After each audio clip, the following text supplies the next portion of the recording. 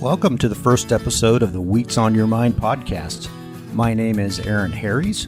Wheats on Your Mind is brought to you by the Kansas Wheat Commission and Kansas Association of Wheat Growers. For the inaugural episode of Wheats on Your Mind, we have invited a guest who's recognized by many wheat farmers across the state. It's a pleasure to be joined by Romulo Lollato, Kansas State University's Extension Wheat and Forage Production Specialist. So instead of focusing on a specific wheat agronomic topic, we thought it would be good for people to learn more about Romulo's background. So welcome, Romulo. Well, thanks, Aaron. It's a pleasure to be here today. I'm honored to be the first guest on your podcast. It is the inaugural podcast, and we thought you've got a good story to tell about coming from Brazil to Kansas. I think where you're from is the 30th parallel in South America, and you're here now on the 30th parallel in North America. Tell us where you're from in Brazil. Yeah, well, I'm from a town that's called Londrina. It's in the south part of the country, right? So Brazil being a tropical country, but a very large one, it does have some very different perspectives in agriculture, and not only in agriculture, but cultural and things like this as well from what we have here in the U.S. But being from the south, in a south hemisphere country, then it's where it gets a little bit colder, even though it's not nearly as cold as what we have here in Kansas. So yeah, I was born and raised in that town. We actually had a family farm. We still have that family farm out there. And that's kind of where my roots are and were, and that's kind of how I got involved in agriculture in the first place, was just being involved in our family farm operation, even though it's a very different agriculture than what we have here in Kansas and U.S. in general. Okay. So you're from Paraná State in the south of Brazil. So for people who are geographically challenged like I am, tell us where things are on the map there. Brazil's an awfully big country. It is. And so if you think of the map of Brazil, right, in the very south part, there's only three states, and one is stacked on top of the other. The southernmost state, Rio Grande do Sul, that's probably where it would be most similar to conditions here in Kansas. You go up north from there a little bit, you get into the state of Santa Catarina, and over there, it's a lot of rolling hills and landscape. So not much in terms of agriculture, but a lot of swine and poultry production and beautiful beaches. So if you're interested in going to a very nice beach, that's definitely the place to go. And then just north of there is the state where I'm from, the state of Paraná, and a really big agricultural state. It is a transition of what I mentioned, the rolling landscapes of Santa Catarina, to, as you're getting north within our state, right? As you go north, you get into more producing land, like where corn and soybeans and wheat are grown. It's cold enough where we can still grow wheat. But as you go north within that state, you start getting in regions that are more similar, for example, to the state of São Paulo, that many may have heard. And you get into sugarcane production and orange production towards the east side of the state. And if you go north, but on the west side of the state, it continues on corn and soybeans and wheat as well. So very diverse agricultural state. It's a big producer of soybeans. I believe is number 2 in the country. Big producer of wheat as well, historically number 1, but I think this year fell down to number 2.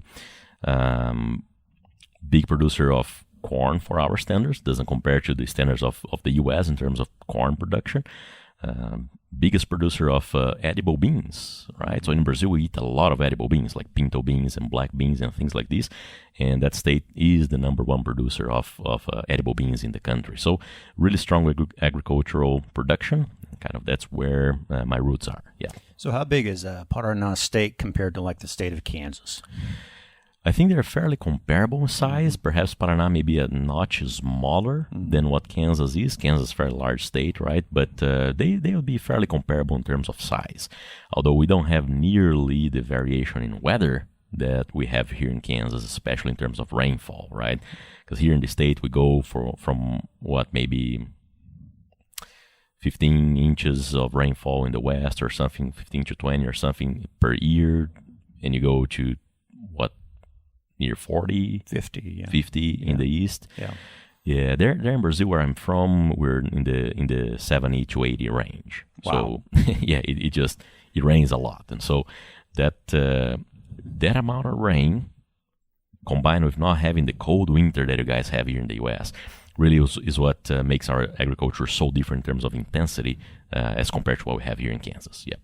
So I think my impression was, and maybe most people, is that the large agriculture in Brazil is in the northern states. What we see on video all the time of these humongous fields that seem to never end with dozens of combines in them.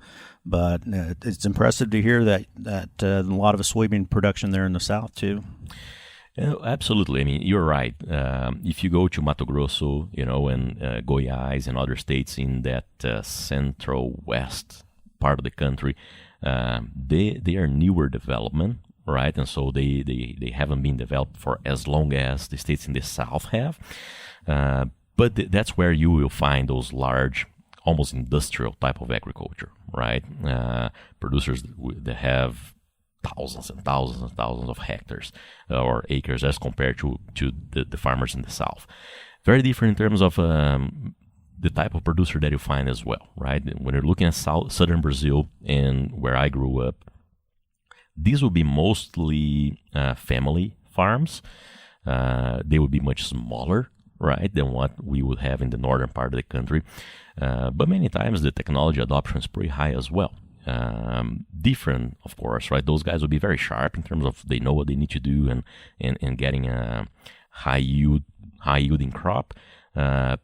But in terms of scale, absolutely, as you go to Mato Grosso and Goiás and the northern part of the country, that's where you get into larger scale industrial type of agriculture. Yeah. So the smaller farmers in the south, are they landowners? Do they rent the land that they farm?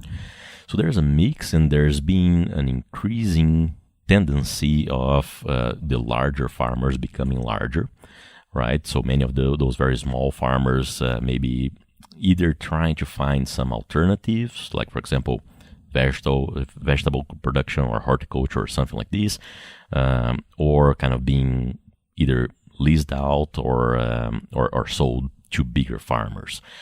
So even though they are smaller, there is a tendency of the bigger getting bigger. Yes.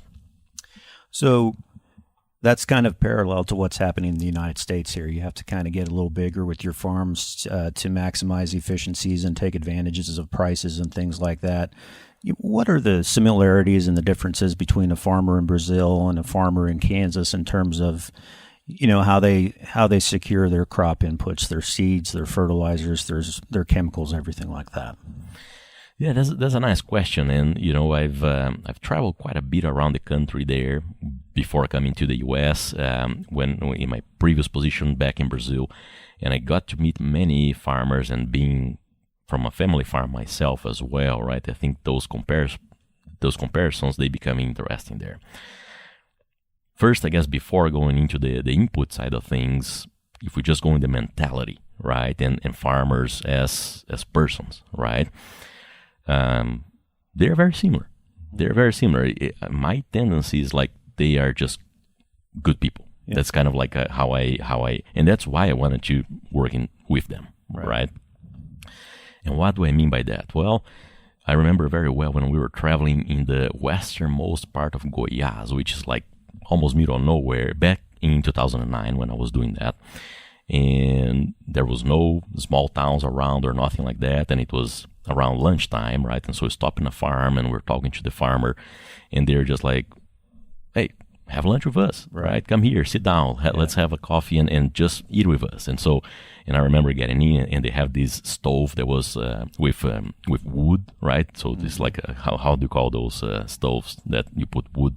Wood stove. Wood stove. I mean, yeah, wood stove. Yeah. Yeah, and those big iron pans and just like delicious food, as good as it gets, right? Just being made right there. And so that's the picture that I have in my mind of when they ask me, how's a farmer like? It's like that. You're talking and they're helping you answer whatever question you have about their operation and things like this. Just open people, and then they just invite you to sit down and have lunch with them like that. And that's been the experience that I have had here in Kansas as well. Sure. I travel a lot. I get to sleep in a lot of hotels and motels many times as well around the state. And I have had numerous farmers just say, hey, I've got an extra bedroom. If you need some place to sleep, just let me know when you're around here, and we'll be happy to have you. So just very welcoming people like that. And so that's a big similarity that I see in farmers in general, just here and there. It's just great people. Yeah, great. So yeah, let's back up a little bit and back in time. We'll test your memory here. So when you were a kid, I mean, what was your daily life on the farm? What was your responsibility when you were a younger person? Well, now that may be where there's a big difference. And so let me get over that a little bit, right? In that here, it's when you say you're from a farm and things like these, you're actually waking up every day in that farm and helping everyday operations, right? That's kind of what a farm kid is here. In Brazil, it's a little bit of a different reality in terms that usually the landowners, they usually don't live on the farm, right? You usually have hired help who lives on the farm and is there doing the everyday operation.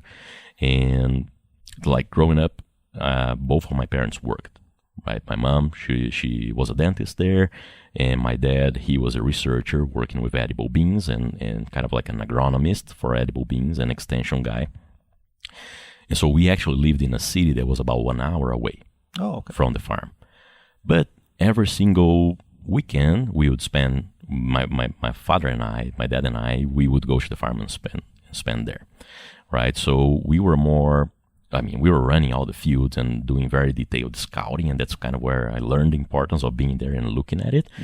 But kind of when it came to, okay, this is what we need to, we were more managers, if that makes sense, right? So I learned the boots on the ground for him because even though he was a manager of the farm, he knew the importance of being there and looking at your crop. So we were not just looking from the road at 60 miles per hour, right? Right. But we were actually just like spending full weekends just scouting the crop, every single field that we had.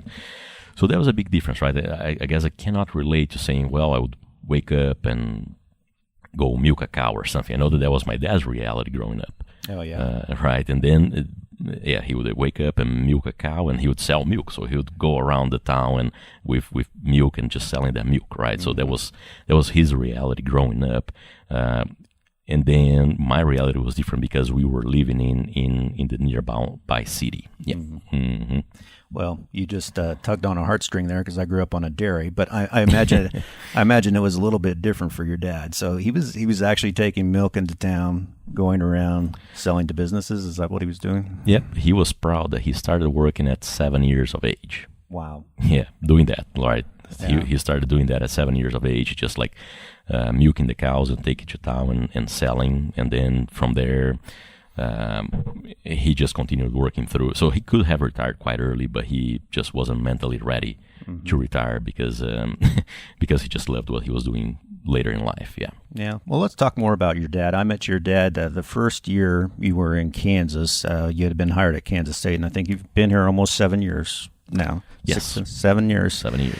And taking Romulo on the wheat tour, which happens every May in Kansas, where people from all around the country travel around the state and look at the wheat crop and assess it. And I was in day one, I think, in the car with you, your father, and another lady from Foreign Ag Service in Topeka, and just the four of us driving around in a car. And your dad didn't speak English, not much English anyhow. So you were translating, getting to know you, and. Interesting story. I think the day we were driving down the highway towards Wichita, we had just left the Big Well Museum at Greensburg, and I look over to the left, and very obviously to me, about 5 miles down the road, is a tornado on the ground. And I'm here with two Brazilians who never... One who is about to move to the state. One who is about to move to the state, and this lady from Topeka who I don't think was a native of Kansas, and I'm a bit of a storm chaser. And I really, really wanted to go follow that tornado, Romulo, but I did not because your safety was priority.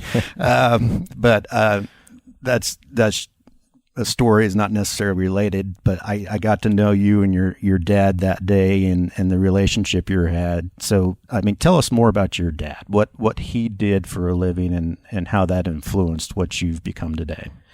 Yeah, and I'll get there just in a second. But that day when we saw the tornado, that was the first time that we were seeing a tornado. Of course, right? Being from Brazil, we don't really have those. And probably if I would have translated what you said to my dad and let's go chase it, he would have jumped right in. Missed opportunity. But I probably just translated it saying that you didn't want to go. So that was the first tornado I've ever seen, by the way, too. So. Well, that's incredible. Yeah. Well, that showed me that life in Kansas would be exciting. Exactly. So. Right. Oh no, but my dad, he was a very hardworking guy. He was just like a guy of principle, and he, as I mentioned before, growing up on a farm and learning all those. All the principle that we learned by coming from that background, right? And started working at such a young age. And my granddad, he had not only the farm, but he also had a factory of pasta, right? Yeah. So when my dad became a little bit older, he started working there as well. Just like started cleaning things, cleaning the factory, and from there he grew up until he was a manager of that factory, but he wanted to study agriculture. That was where his passion lied, right? And so he went out, and that was a funny story actually, because my granddad wanted him to be like an administrator, right, businessman type. So he got his dad's money and went to study. But actually, he was studying to do agronomy because that's what he really liked, right? Yeah. So he was, okay, well, he pay for school, and he went to study. But secretly, he was studying to do agronomy. Oh, his dad didn't know. His dad, no, he thought he was paying for a businessman to come out of there, and he actually paid for an agronomist, right? Wow. So back at that point in time, and his dad being a stubborn Italian as he was, that didn't go very well, but things fell in place, right? So he really he went and he studied agronomy in Rio de Janeiro in Brazil, so he couldn't ask for a nicer place to live. Nope. Right? And after that, my granddad, he had a farm that was just like was almost like a swamp. In a faraway part of the country, kind of in the middle of nowhere there in Brazil as well. And so in order to make amends, right, they agreed that my dad, now that he was an agronomist, he would go there and make that farm work. Because that point was just a swamp. Right. Right. And so my granddad said, okay, well, you're an agronomist, right? So now you go and you make that thing work, make money for me. And they agreed, okay, but when it's making money, I'm out of there. Right? Yeah. I'll go, I'll fix it for you, we make amends, and then when it's making money, we sell it, and I'm out of there. Okay, so that was the deal. So he went to live in the middle of nowhere, and based on what he was telling me, it was like there were those anacondas, Wow. Every now and then there was jaguars, and I mean, he wouldn't eat beef because it was so expensive, so he was eating any kind of wildlife that you can find. Wow. Armadillos and that type of stuff, right? that was his diet. So whenever he could get a hold of some steak, that was awesome for him, right? Wow. So he was saying, yeah, well, at that point in time, I was preferring to eat steak than deer meat or something like that, just because what he had every day was just wildlife. Wow. So he went to that swamp, and he kind of made it work. He, with what he had learned in school, he created an automated irrigation system where he was just like a gravity flow type of irrigation. So he created all that system, and they started producing rice there. So it took him about a couple of years to do that. And after those 2 years, he said, well, things were beautiful, and it wasn't the swamp that it was before. Now it was actually a farm. But then I guess my granddad didn't keep his side of the bargain there. No. And he said, well, now he's making money. Why don't you stay there? Right? So there was another argument that they had, and that didn't go well with my dad at that point. And so he couldn't live there anymore. At that point in time, he and my mom, they were exchanging letters, right? There was no email or anything. There was no energy there. Did he meet her at school? They met through a friend, actually. Okay. Because my mom, she was living in a different, she was from Curitiba, which is the capital, right? And she's dating this guy. He's living in the middle of nowhere and writing her letters on the moonlight because they don't have energy, right? And so it was a nice story. They kept those letters, over 300 letters or something that they wrote each other. So it's a nice story. But he left there and he actually went to work for this job as an agricultural researcher and extension in dry beans. And that's in the city where I lived. And so he got married to my mom. They moved there. It's a very, very red soil in that part of the world. Kind of similar to what you have in Oklahoma there with very, very oxidized soils. And my mom, as a dentist, wearing white every day and coming from the capital, right? She said that she was crying every day in the beginning there because nothing would keep clean. But yeah, imagine. But they developed, and the city developed a lot, and they had a great life there. And so that's where he started his career as an agronomist and his career as a researcher working with edible beans. Okay, great. So your grandpa then, was he first generation in Brazil from Italy? He was, yeah, and actually he was married. My grandmother, she was Brazilian native. Yeah, so so that's he was a first generation, and he was one of those typical stubborn Italian men. Yeah. What brought him to Brazil?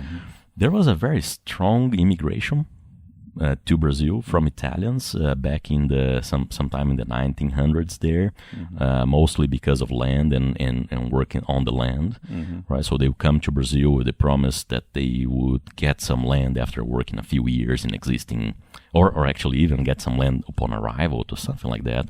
So Brazil is a very diverse country in terms of ethnicity because there was a very strong Italian immigration.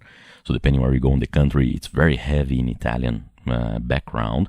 German immigration as well. So there are parts of the country that are very heavy in German immigration. Japanese. The city where I grew up is actually the capital of Japanese immigration in Brazil.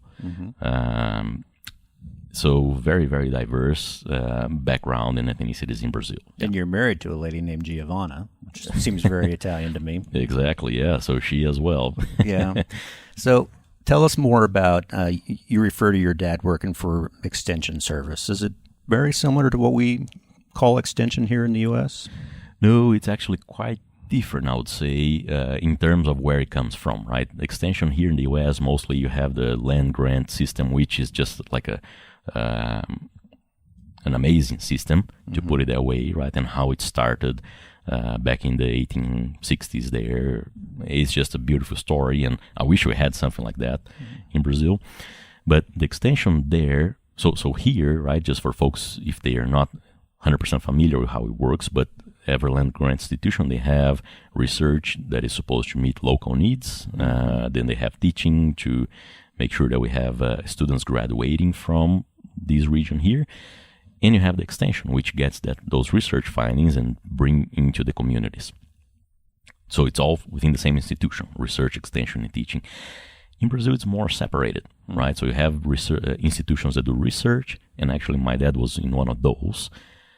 But his nature, he was an extension guy. He was just out there, and he was just telling things in a way that it was funny for growers to learn, and so his nature was an extension guy. So he was always making extension programs, whatever he was doing research as well. So he was a little bit of an outlier in that sense, that he was doing a lot more extension than probably he was getting credit for or he needed to. But extension in Brazil is done by a completely separate organ than the one doing research. And so there's a little bit of a gap there, right? Because in my program, I like to bring growers whatever we did that year. What did we learn this season? Yeah. Right? And so if I'm not doing that research, how can I actually answer those questions that growers had about that season? It's kind of a little bit hard. So it's a different system with separate systems doing each piece. Did you go with your dad to meetings? Did you watch him do his extension thing? Yeah, I went to a few. Yep, the ones that were more PG-13 because he was because he could go out there. So it was a little lively, huh? Yeah. So what is that? Why you decided you wanted to be an agronomist, an extension person? How did you end up down the path you're on? That was a big influence, absolutely, yeah. So, as I mentioned before, just going down to the farm and every weekend and spending it with my dad and seeing how good of an agronomist he was. You could talk to him about mineral nutrition, and he had his knowledge there, plant physiology and plant ecology and whatever. He was just a very complete agronomist. So, that was inspiring to me to learn about that and trying to see how he was teaching that and maybe do something along those same lines. He tried to steer me away from that, of course. He helped me get, whenever I first got into college, he helped me get an internship in plant breeding, which I stayed there for my entire college degree, which was very, very enlightening. I think that he knew that breeders get paid more. So right. That's why he steered me in that direction. But I really enjoyed that. It was great for me to work with that. It was edible bean breeding. Now, what is interesting there is that edible beans, it has 3 seasons in the year where we're from. You have a wet season, a dry season, and a winter season. So in 1 year, you plant and harvest it 3 times. Wow. Right? So it's very, very intense. And I really enjoyed it. I learned a lot there, including that probably wasn't the career path that I was looking for. Right. I really enjoyed the agronomy side of things that uses varieties as a tool, but has many other tools as well. So that's kind of where I end up focusing. But definitely a big influence from just seeing him in his environment there and growing up learning from him. Well, that plant breeding background has to serve you well. I mean, in your current line of work, right? I mean, you know a little bit about how it works. Definitely does. I was on the applied side of the breeding, right? So I was evaluating lines that were about to be released, and I remember doing, I think that by the end of my undergrad, I was graduating with a thesis that we had over 25 experiments, which is huge for an undergraduate degree. Then coming, that really gave me a lot of background, and a lot of what I learned there, I used until today. So in a lot of the work that we do today, we still use the tools that I was learning back at that point in time. And that's what nice thing about research is that you're always learning, right? And you learn something new today and you say, okay, well, this can actually complement a lot of what I was doing before. And that's the beauty of doing research. It's always you're building on previous knowledge. Some days when you know now how complex wheat is, do you dream of going back to dry beans at all, or are you happy in the wheat world? Oh, I'm happy. I need to admit though that I know that there's quite a bit of dry beans grown in northwest Kansas now. Right. Yeah. And I have discussed with some of those growers before, and I've been very curious. But it's not like I need more things to do, so I haven't really delved. Yeah. I know what you do, and you do not need more things to do. So, Brazil, you've decided you're going this career path, kind of following in your father's footsteps, and you could have done that in Brazil, I imagine. So at what point did you consider and decide you wanted to pursue your education in the United States? So when I was going through college, right, in that 18 to 22-year-old time frame, I was just very adventurous, right? I was wanting to get to know the world. So at one point in time, I went to Argentina for a summer internship. And I got there, and they were like, "What are you doing here? It's time for you to be on the beach in Brazil," right? Because it was summer there. And so, well, I'm kind of like wanting to know a new place. And that was a very neat place. I was living in Salta. It's a city that is in the west part of Argentina, near Bolivia there, and it's very near the Andes as well. So that was a very nice experience. It was only 8 weeks, but every weekend I was traveling and getting to know things around, and during the week I was working there. Then my university had an exchange program that was a collaboration between the university where I was at and another university in Brazil with Oklahoma State University and the University of Arkansas here in the U.S. So it was a reciprocal exchange program, right? However many American students would go to Brazil is the same number of students who would come to the U.S. Okay. Partially paid for by the governments of both countries. And when I heard about that opportunity, that's really what I wanted to do. Right, it was an undergraduate exchange program, and so I studied. I got my TOEFL exam there that was required, and I was selected within my university to come here for that program. At that point in time, I was still with the mentality of doing my master's and PhD. I always wanted to do that, but in my head, that was going to happen in Brazil, right? So I come here, I come to Oklahoma State. I was working there as an undergraduate, and I had the chance to do a few different internships there with the different professors. Bill Brown was one that I worked with for a while there. And I remember to this day, I was taking a class that Jeff Edwards, who was the wheat specialist there, he went there and he taught one class out of that entire semester.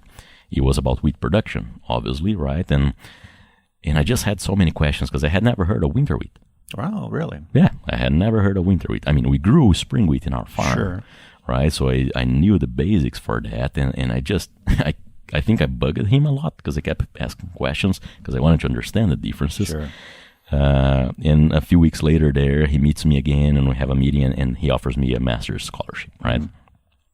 So at that point in time, things started to change because when you see the magnitude of graduate school here, and when I mean magnitude, I mean resources, right? That a student has here in the U.S. versus there in Brazil, things start getting very different, right? Okay. For a bachelor's degree, I think it's I don't see those differences being as large, but for a master's degree and a PhD degree, where the more resources you have, you expand your research, you put it in more locations. If it's an applied trial, or you do more measurements, or it makes a big difference, right? And so I started considering that very seriously, but I still needed to go back home and graduate, right? I was still an undergrad student, and so I did that, and we have a mandatory internship that I worked in Cargill during about a year or so. That was huge for me because that's when I actually got to know about 13 or 14 states in the country in depth, right? I was traveling to those states and going and visiting with many farmers. That's where that story about being offered a lunch by a farmer happened. And so I really got to know the country as I wouldn't have if it wasn't for that internship, right? And so that was life-changing for me as well. And what I learned there, I use until today as well. Yeah. Right? We're doing yield estimates and things like these for forecasting crop production. So that was a huge learning for me. But at that point in time, I knew that I wanted to come back and do my master's, right? Just because the amount of resources that we have here, I wasn't sold in doing it on wheat or any other crop. I had the opportunity to do it on wheat, and I had been working most of my life either with soybeans or corn or wheat in the farm or dry beans in my internship there. And so either of those four, I'll be comfortable working with. And wheat is where the opportunity was, and that's how I kind of got back to grad school here and with that mentality of taking the most out of the resources that are available. What was your first impression? I mean, you come from Brazil, that exchange program to Oklahoma State. What was your first impressions of agriculture in the central U.S.? Well, let's come back to the background that I was coming from a region with 8 inches of rainfall a year, and where we were in our farm growing 7 crops in 3 years. Yeah. That's our intensity, right? Yeah. So there was no downtime. So the first impression that I had in agriculture in Oklahoma was very wheat based, right? Wheat after wheat after wheat and dual purpose and things like this. So it was, wow, how different things were in terms of everything. What they do with the crop, they graze the crop. I had never thought about that. Wow. I never thought about that being possible. You graze a wheat crop and then you harvest it. That was completely new for me, right? The efficiency that those guys were using their water as well. I never thought about water use efficiency because water wasn't a concern. It wasn't, right? Yeah. We actually need to think about sunlight use efficiency there, right? Because when it's not raining, you need to use that sunlight. And so it's a different mentality. And the intensity was much lower as well in terms of number of crops grown per year. It was one crop per year on average, and if you go to the panhandle of Oklahoma or western Kansas, sometimes we were even talking about a wheat fallow system, right? Or a wheat sorghum fallow system, where it took me some learning curve to understand the reason for that, and it makes complete sense when you understand it. But it's just a different mentality. Different things are important. You guys need to be more efficient with every single drop of water that you have. We have that, you can say, that luxury of having almost too much water sometimes. Yeah. Yeah. So you got your master's degree, Oklahoma State, pursued your PhD, also at Oklahoma State, staying in wheat, right? Yeah, absolutely. Yep. Jeff Edwards, my advisor back then, he offered me, about when I was about a year into my master's, he offered me a position on PhD, and he said, but I want you to feel free to look for whatever you want. Know that you have a home here if you want. But the offer that he made me was almost impossible to say no to, right? Right. Because he pretty much told me, you have this one research project to take care of. Other than that, the dissertation is yours. It's going to be your idea. It's going to be your projects. And that gave me a lot of leeway, a lot of independence in what I wanted to do, and that I could pursue those high-yielding wheat management styles that I've always enjoyed, right? And so even though I looked around a little bit and I talked to a few different universities, the decision was fairly easy because I actually had the freedom to work with kind of whatever topic I chose to, which doesn't happen very often in academia. Right. Very often the funds are already, assigned to a given project, and when you're a student, you need to get that project done. So what was your dissertation? I was looking at the limits of productivity for wheat in the U.S. Southern Great Plains. How far can we push? Yeah. That's what I was looking at. That's where my passion lied. And so, yeah. Yeah. Okay, well, let's go on to my favorite topic, which is K-State. See, you got your PhD and the opening position for the extension wheat production specialist in K-State. So tell us the story behind that. When you want to make your career in academia, you depend on, of course, being very efficient with your time and writing publication and things like this. But you depend on luck as well, right? For how many years was Jim Schroyer in that position? 30 plus? Yeah. 35? Right. What are the odds that it would open exactly when I was graduating? Right. Right, and so you depend on luck. I always say this, you need to make sure that your hard work is done. Yeah. But you need to count a little bit on some serendipity as well. Sure. Right, and things just aligned. As I was in my last year, this position came open. I had been in a program doing a very similar work for the last 5 years or so, 4 years at the time. So it made sense, especially it was the wheat specialist position in the biggest wheat producing state of one of the biggest wheat producing countries of the world, right? So, so it made complete sense that I would at least apply for that.